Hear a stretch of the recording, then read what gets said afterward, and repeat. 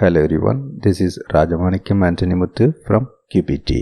A pioneering approach developed by researchers at UCL and Great Ormond Street Hospital means human development can be observed in late pregnancy for the first time, raising the possibility of monitoring and treating congenital conditions before birth.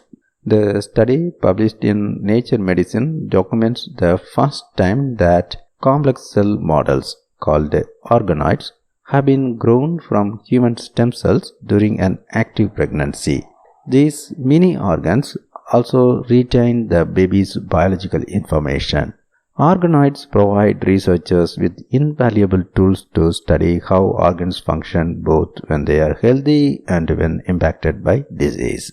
The researchers say the stem cell organoids will facilitate monitoring of fetal development in late pregnancy, modeling of disease progression, and testing of new treatments for diseases such as congenital diaphragmatic hernia (CDH). Until now, organoids have been derived from adult stem cells or post-termination fetal tissue. Regulations also restrict when fetal samples can be obtained. In the UK, this can be done up to 22 post-conception weeks, the legal limit for the termination of a pregnancy. But in countries like the US, fetal sampling is illegal. These restrictions have so far limited organoids' utility for studying normal human development past 22 weeks, as well as congenital diseases at a point when there may still be an opportunity to treat them. To overcome these issues, researchers at UCL and GOS hypothesized that it may be possible to grow organoids from stem cells that have passed into the amniotic fluid which surrounds the child in the womb and protects it during pregnancy. Because the child would not be touched during the collection process, sampling restrictions would be overcome and the cells would carry the same biological information as the child.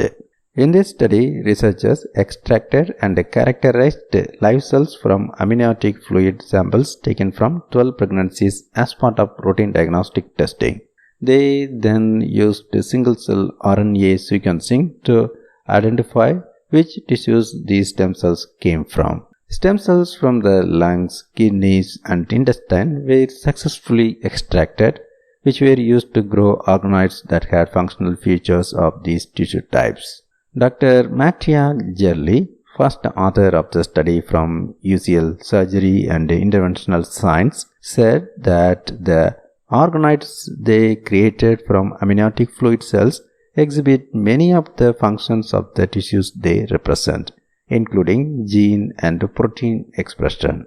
They will allow the researchers to study what is happening during development in both health and disease, which is something that hadn't been possible before.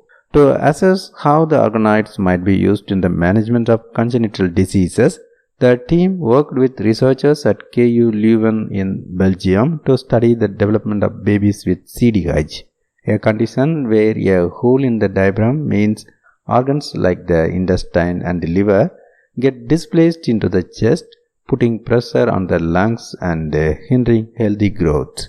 Organoids from babies with CDH, both pre and post-treatment, were compared to organoids from healthy babies to study the biological characteristics of each group. As expected, there were significant developmental differences between the healthy and pre-treatment CDH organoids, but the organoids in the post-treatment CDH group were much closer to healthy ones, providing an estimate of the treatment's effectiveness at a cellular level.